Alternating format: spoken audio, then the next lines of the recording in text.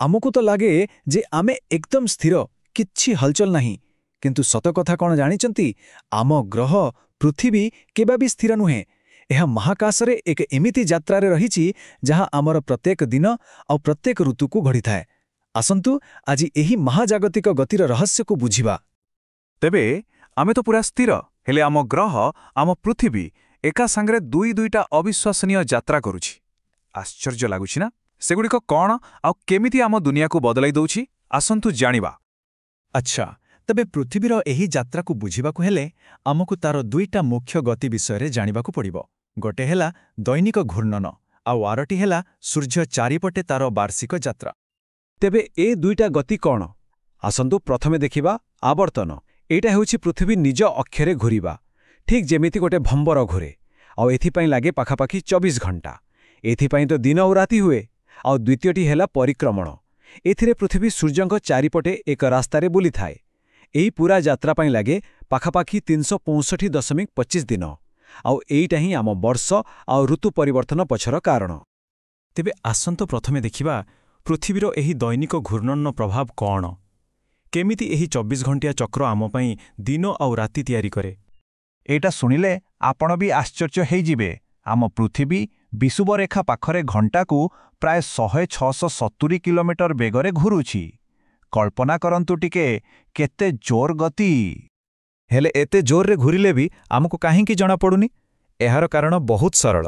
ଦେଖନ୍ତୁ, କେବଳ ଆମେ ନୁହେଁ, ଆମ ସାଙ୍ଗରେ ସମୁଦ୍ର, ପାହାଡ଼, ଏପରିକି ପୁରା ବାୟୁମଣ୍ଡଳ ବି ସମାନ ଗତିରେ ପୃଥିବୀ ସାଙ୍ଗରେ ଘୁରୁଛି। ଠିକ୍ ଯେମିତି ଆମେ ଗୋଟେ ଚଳନ୍ତା ଟ୍ରେନ ଭିତରେ ବସିଥିଲେ ଆମକୁ ଲାଗେ ଯେ ସବୁକିଛି ସ୍ଥିର ଅଛି, ସେମିତି। ଆଚ୍ଛା, ପୃଥିବୀ ଯେତେବେଳେ ଘୁରେ ତାର ଗୋଟେ ପାଖ ସୂର୍ଯ୍ୟ ଆଡ଼କୁ ଥାଏ ଆଉ ସେଠି ଦିନ ହୁଏ। ଆଉ ପାଖଟା ଅନ୍ଧାରରେ ରହେ, ଯୋଉଠି ରାତି ହୁଏ। ତେବେ ଏଇ ଆଲୁଅ ଆଉ ଅନ୍ଧାରକୁ ଅଲଗା କରୁଥିବା ଯେଉଁ କାଳ୍ପନିକ ରେଖା ଅଛି ତାକୁ ହିଁ କୁହାଯାଏ ଆଲୋକ ବୃତ୍ତ। ଆଉ ଯେମିତି ଯେମିତି ପୃଥିବୀ ଘୁରେ ଆମେ ସମସ୍ତେ ଏଇ ବୃତ୍ତକୁ ପାର କରୁ। ଆଉ ସେଇଥିପାଇଁ ସକାଳ ଆଉ ସନ୍ଧ୍ୟା ହୁଏ। ଦିନ ରାତିର କଥା ତ ବୁଝିଗଲେ। ଏବେ ଆସନ୍ତୁ ଆମ ଆଲୋଚନାର ଦ୍ୱିତୀୟ ଭାଗକୁ, ଋତୁ ପରିବର୍ତ୍ତନ। ଆମମାନଙ୍କ ଭିତର ବହୁତ ଲୋକ ଭାବନ୍ତି ଯେ ଏଇଟା କେବଳ ସୂର୍ଯ୍ୟ ଚାରିପଟେ ପୃଥିବୀ ବୁଲିବା ପାଇଁ ହୁଏ। କିନ୍ତୁ ପ୍ରକୃତ କାରଣଟା ଟିକେ ଅଲଗା। ଆଉ ସେହି ରହସ୍ୟର ଚାବିକାଠି ହେଉଛି ଏଇ ସଂଖ୍ୟା 23.5 ଡିଗ୍ରୀ। ହଁ, ଏଇଟା ହିଁ ସବୁଠୁ ଗୁରୁତ୍ୱପୂର୍ଣ୍ଣ। ଆମ ପୃଥିବୀର ଅକ୍ଷ ପୁରା ସିଧା ନୁହେଁ। ଏହା ନିଜ କକ୍ଷପଥର ସମତଳ ତୁଳନାରେ 23.5 ଡିଗ୍ରୀ ଢଳିକରି ରହିଛି। ଆଉ ସବୁଠୁ ମଜାଦାର କଥା ହେଲା, ପୃଥିବୀ ସୂର୍ଯ୍ୟଙ୍କ ଚାରିପଟେ ଘୂରିବା ସମୟରେ ବର୍ଷସାରା ଏହି 23.5 ଡିଗ୍ରୀ ଢଳି ରହିଥାଏ। ଏଇ ଯେଉଁ ସ୍ଥିର ଭାବେ ଢଳି ରହିବାଟା, ଏହା ହିଁ ଋତୁ ପରିବର୍ତ୍ତନର ପ୍ରକୃତ କାରଣ। ଏଥିପାଇଁ ତ ବର୍ଷର ଅଲଗା ଅଲଗା ସମୟରେ ପୃଥିବୀର ଅଲଗା ଅଲଗା ଅଂଶ ସୂର୍ଯ୍ୟଙ୍କଠାରୁ ସିଧା କିରଣ ପାଏ। ଆଚ୍ଛା, ଏବେ ଆସନ୍ତୁ ଲିପ୍ ଇୟର କଥା ଟିକେ ବୁଝେଇବା ବହୁତ ସରଳ ଭାବରେ। ଦେଖନ୍ତୁ, ପୃଥିବୀକୁ ସୂର୍ଯ୍ୟ ଚାରିପଟେ ଥରେ ବୁଲି ଆସିବାକୁ ଲାଗେ 365 ଦିନ ଆଉ ପାଖାପାଖି 6 ଘଣ୍ଟା। ତ ଆମେ ହିସାବର ସୁବିଧା ପାଇଁ 3 ବର୍ଷ ଯାଏଁ ସେ 6 ଘଣ୍ଟାକୁ ଛାଡ଼ି ଦେଉ। କିନ୍ତୁ 4 ନମ୍ବର ବର୍ଷରେ କ'ଣ ହୁଏ? ସେହି 6 ଘଣ୍ଟା ମିଶି 24 ଘଣ୍ଟା ମାନେ ଗୋଟିଏ ପୁରା ଦିନ ହେଇଯାଏ। ଆଉ ସେହି ଅଧିକା ଦିନଟିକୁ ଆମେ ଫେବୃଆରୀ ମାସରେ ଯୋଡ଼ି ଦେଉ, ଯାହାକୁ ଆମେ ଫେବୃଆରୀ 29 ବୋଲି ଜାଣୁ। ଏବେ ଆସନ୍ତୁ ପହଞ୍ଚିବା ଆମ ଆଲୋଚନାର ସବୁଠୁ ଗୁରୁତ୍ୱପୂର୍ଣ୍ଣ ଅଂଶରେ। ଆମେ ଏବେ ସେହି 4ଟି ଖାସ୍ ଦିନ ବିଷୟରେ ଜାଣିବା ଯାହା ଆମ ଋତୁକୁ ପୂରାପୂରି ନିୟନ୍ତ୍ରଣ କରେ। ଏଇ ଟେବୁଲଟା ଦେଖିଲେ ସବୁକିଛି ସ୍ପଷ୍ଟ ହେଇଯିବ। ଦେଖନ୍ତୁ, ଜୁନ୍ 21, ଯାହାକୁ ଆମେ ଗ୍ରୀଷ୍ମ ଅୟନାନ୍ତ କହୁ, ସେଦିନ ସୂର୍ଯ୍ୟକିରଣ ସିଧା କର୍କଟ କ୍ରାନ୍ତି ଉପରେ ପଡ଼େ। ଫଳରେ ଉତ୍ତର ଗୋଲାର୍ଦ୍ଧରେ ପ୍ରବଳ ଗରମ ମାନେ ଗ୍ରୀଷ୍ମ ଋତୁ ହୁଏ। ଠିକ୍ ତାର ଉଲ୍ଟା ହୁଏ ଡିସେମ୍ବର 22ରେ। ଏହାକୁ ଶୀତ ଅୟନାନ୍ତ କୁହାଯାଏ। ସୂର୍ଯ୍ୟକିରଣ ସିଧା ମକର କ୍ରାନ୍ତି ଉପରେ ପଡ଼େ ଆଉ ଉତ୍ତର ଗୋଲାର୍ଦ୍ଧରେ ଆରମ୍ଭ ହୁଏ ଶୀତ। ଆଉ ବାକି ରହିଲା 2ଟି ଦିନ, ମାର୍ଚ୍ଚ 21 ଆଉ ସେପ୍ଟେମ୍ବର 23। ଏ 2 ଦିନକୁ ସମଦିବାରାତ୍ର କୁହାଯାଏ।